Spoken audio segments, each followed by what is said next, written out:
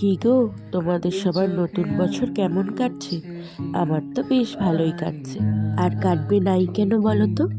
বছরের শুরুতেই যে সম্পিতা আর ঋষিকারা আমাদের বাড়িতে এসেছিল। শুধু যে ওরাই নয়, আন্টিরাও এসেছিল। আর সত্যি বলতে আমাদের বাড়িতে যদি কোনো লোকজন আসে না, আমার খুব ভালো লাগে। আর সেখানে তো ওরা আমার দুজনের খুব কাছের বন্ধু।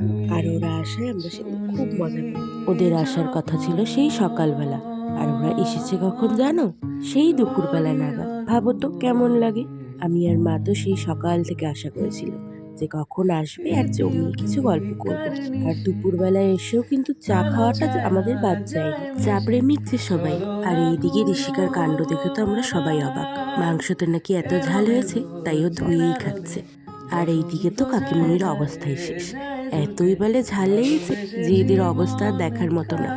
আর আমার এদের দেখে হাসতে হাসতে পেটই ব্যথা হয়ে যায়। তারপর আর কি, কোনো রকম ওদের ঝাল কমিয়ে খাওয়া দাওয়া শেষে আমরা বসে পড়ি এখানে গল্প করতে। তারপর বেশ অনেকক্ষণ গল্প করে গিয়েছিলাম একটু মেলায়। আর যেহেতু সেদিন শুক্রবার ছিল, তাই আমাদের এখানে বাজার বসেছিল।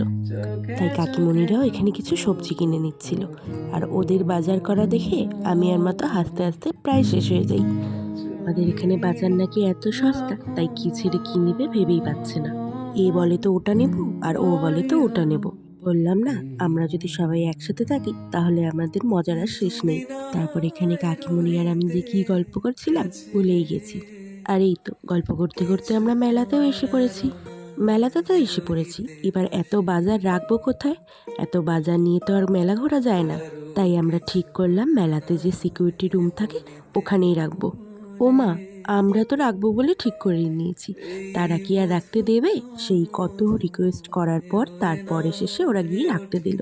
আর তোমাদের সাথে গল্প করতে করতে আমাদের প্রায় মেলা দেখা শেষ হয়ে গেছে।